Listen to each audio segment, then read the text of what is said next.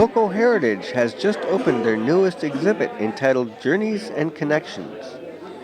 The vast majority of us who call ourselves Canadians have family that immigrated from abroad. This exhibit not only explores some of those journeys that were taken, be they by land, sea, or by air, it also features a look at the various means of communication that early immigrants utilized to keep in touch with their families back home. This exhibit will be on for several months and will feature a variety of speakers throughout its duration. Those that were able to make it out for the opening of this exhibit heard a powerful message from Tima Kurdi, whose nephew, Alan Kurdi, became known worldwide as the boy on the beach when his family's attempt to journey to a better life ended in tragedy. Tri-Cities Community TV was at the opening and brings you this coverage.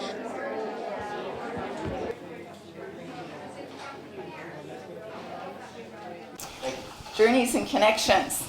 Welcome everybody to our opening today. We're celebrating Canada's 150th birthday this year. Somebody from the audience has to tell me how you pronounce it. What's the 150th? I know you've got it down pat. Okay, I've got it down pat. Can anybody else say what the 150th anniversary is? That's Sasquatch, that's different. Yes, we centennial. There you go, thank you. I don't have prizes, but I should. Anyway, as one of our two exhibits that we're doing this year, we've chosen Journeys and Connections. And the reason for that is the majority of us came to Canada. We came to BC, and we came to Port Coquitlam, or the Tri-Cities, from somewhere else. And they communicated somehow with those left behind. So we sought out their stories, and we will continue to seek out their stories for the 6 months that this display is up. So we're not done yet. We want to continue gathering people's stories as we go along with the exhibit. The artifacts exhibit get into the how people reached out and communicated with one another, those that were back at their former homes. So that's part of the story. 150 years of communication has seen amazing advances up to the modern day. So we take you through from the first telephones, from the telegraph, which was a marvelous invention when it was invented. And we go back to writing, when people actually wrote things to one another. So we have a mailbag there. We've got Terry Fox stamps, because this is actually the post office where Terry Fox would have received all of his mail from all across Canada, where we're standing right today. And I think I even have an old Maclean's method of writing, because writing has become extinct. They are no longer teaching cursive writing for children to write letters to one another. They're just pushing their thumbs and sending each other instant messages. Anyway, that's what our exhibit is about. I would like to introduce our speaker, Tima Kurdi. I just met Tima recently. She lives in Coquitlam, and she has a hairdressing shop in Port Coquitlam on the north side, Coast Meridian Road. So she and I talked about her story 25 years ago. I'm going to read that to you first. Tima Kurdi came to Canada in 1992 after getting married in Syria to a Canadian immigrant who had his citizenship and had sponsored her. The marriage was arranged by both sets of parents. Phone calls home were very expensive, so communications with family was only by letter that took 1 month for delivery. She missed her former social life of family and friends, initially feeling isolated because of the language barrier. She spoke Arabic and learned English by watching Sesame Street and Barney, the purple dinosaur, with her son. You know, you'd be surprised how many immigrants learn from Sesame Street. I don't know about Barney, if you're the only one, but probably not. The new tradition she got used to was Halloween. At first a big surprise when kids came to her door. It would be a shock, wouldn't it, if you didn't know anything about Halloween. She loves our Thanksgiving holiday and the traditional big turkey dinner shared with family and friends. She thinks this is her country now. Canadians understand one another because they all came from somewhere, so are very connected to one another. She appreciates social media and Wi-Fi that now lets you live with the other side of the world in real time. Now, this is Tima's bio. Tima speaks regularly, and this is the bio that she uses when she speaks. A Kurdish woman from Syria, Tima immigrated to Canada in 1992, a hairstylist by trade. In September 2015, a personal tragedy struck Tima's family. Her brother, Abdullah, lost his wife, Rahana, and 2 boys, Alan and Galeb Kurdi, while trying to cross from Turkey to Greece. The picture of Alan Kurdi lying on the beach woke up the world to the plight of the Syrian refugees escaping their country and brought international attention to the Syrian refugee crisis. Since then, Tima's been an advocate, speaking out to bring awareness to the reality of all the refugees in the hopes that this tragedy can be resolved. So I'd like you to welcome Tima. She's going to talk to us about just what I mentioned there. Tima?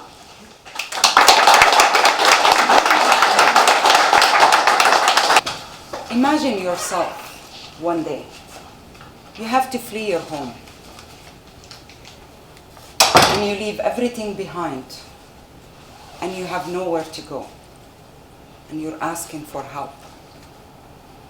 What will you do? I'm here today to share my personal story and leave you with the idea that the word we choose had to reflect the action we take, how we can empower our voices. I was born and raised in Damascus, Syria. The country was so peaceful, beautiful, and safe. Our neighbor, they were Sunni, Shia, Muslim, Christian, all kind of religion. We all respect each other. We all live together.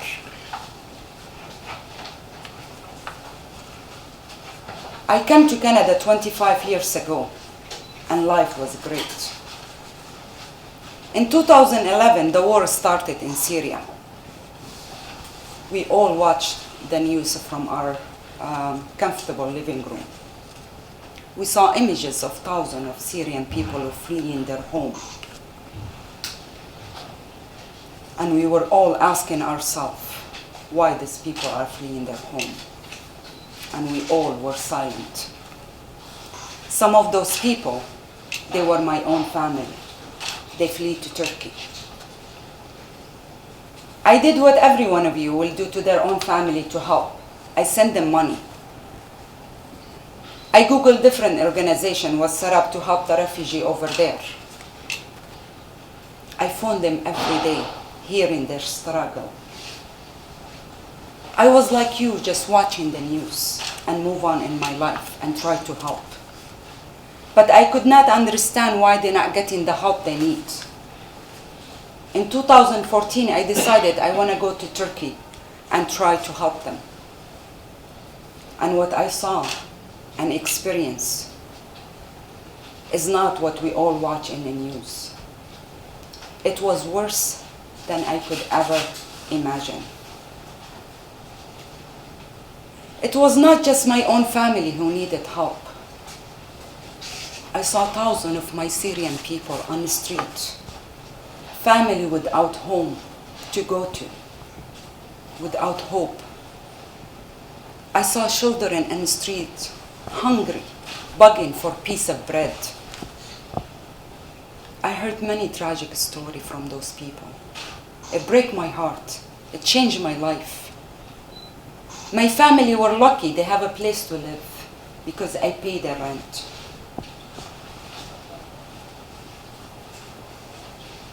I know I need to help my own family. One day, I took my niece and nephew by hand, and we start walking in the neighborhood. I do not speak Turkish, but I pointed to those kids to let the people know they are Syrian refugees and they need your help. Door after door was slammed shut in my face and was the hardest thing I ever did in my life, begging for help. I didn't know what else to do. We returned home. 24 hours later, a truck showed up, full of furniture, blankets, pillows. Even though the people did not understand me, but they heard me. It was my last day to return back here to Canada, and I did not get to see all my family. My sister-in-law Rihanna and my two nephews, Alan and Ghalib Kurdi, was stuck in a closed border trying to enter Turkey after they fled Kobani when ISIS invaded. They were 12 hours away from where I was. I did not get to see them, but I did not know I would never see them again.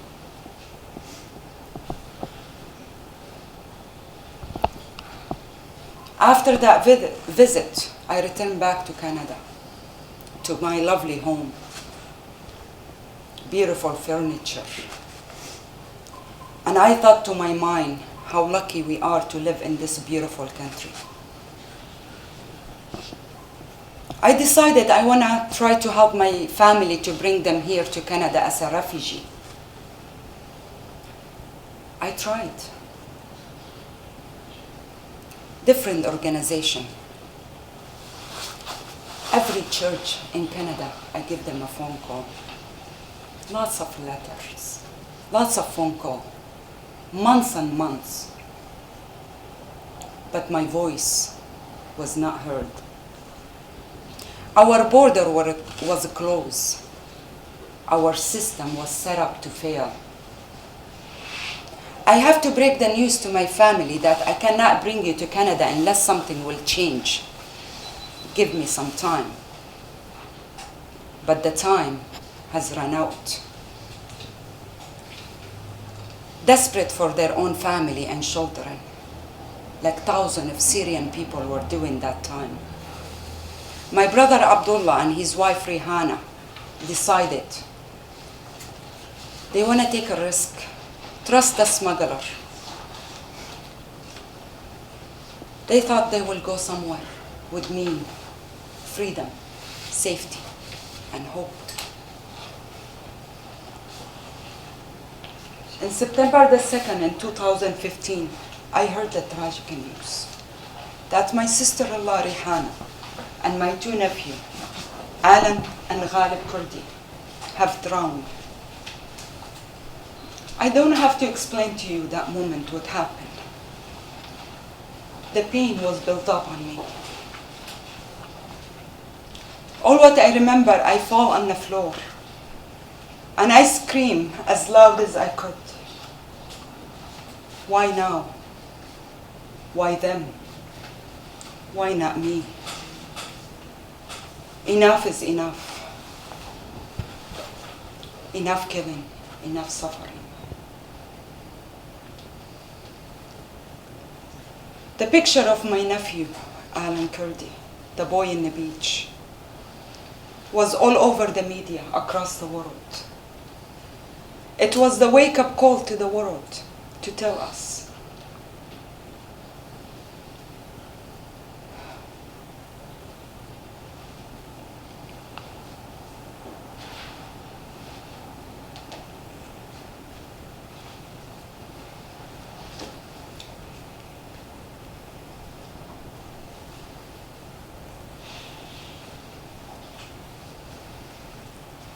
I could have stayed home and continued to cry and feel there is nothing I could do or say. Will it change anything?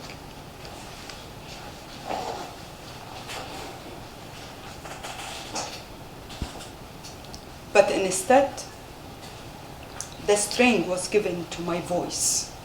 And out of my heart, I decided I want to speak up on behalf of all those suffering people who does not have a voice.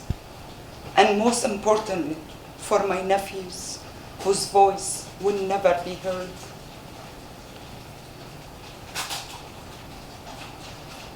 I spoke to media, not just here in Canada, but globally.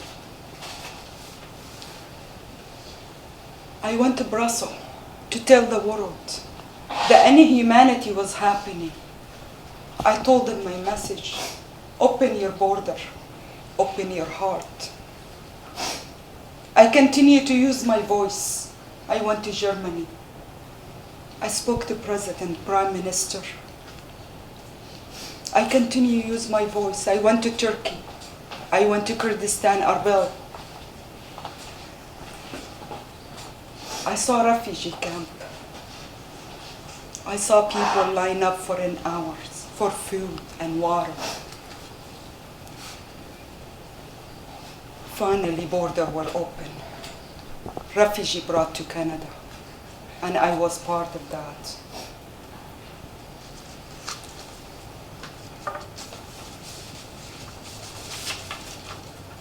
It took only one picture. The picture of my nephew, the boy in the beach, to move us to be human. Our tragedy is one of many, and finally made people realize that Syrian refugees, they are the innocent victim. They flee by force, not by choice. The choice no one should ever experience. My heart cried every day as our soul died.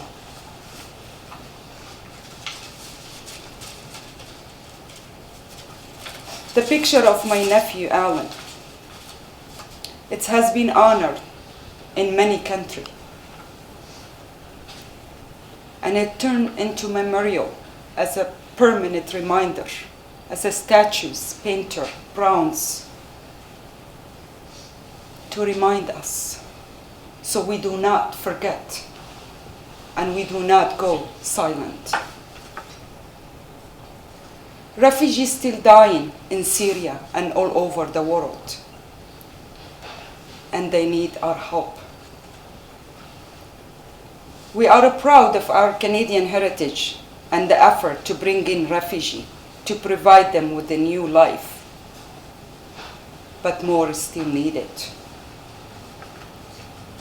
I believe Canada has the capacity to take in even more people, to give them a new life. We must continue to provide our help to displaced refugees from around the world. And you can be part of it. People are people no matter where we come from. We all one, and we all have the same soul.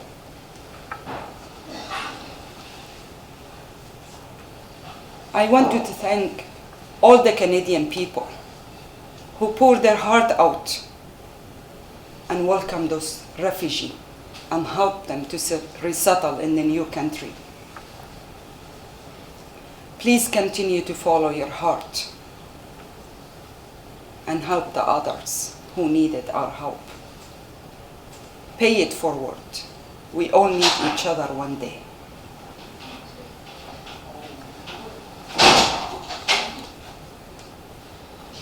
All what I can say, the war in Syria, before that picture, my people was crying out to the world for help, and we all were silent. That picture moved the world leader, including people, touched millions of people's heart, and everyone want to do something to help. The sad part is, a few months later, everyone went back to business, and they forgot about those suffering people.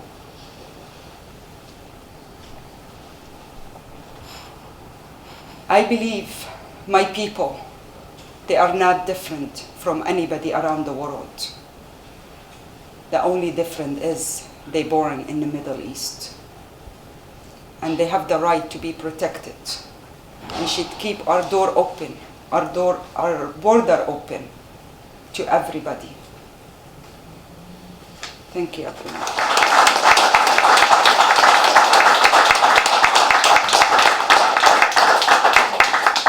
Thank you very much, Tima. I appreciate what you're doing, as do we all. I mean, it's obviously extremely difficult for you to do this and relive the story over and over again. But it's a great thing that you're doing, and I hope that you awaken a lot of people with your story.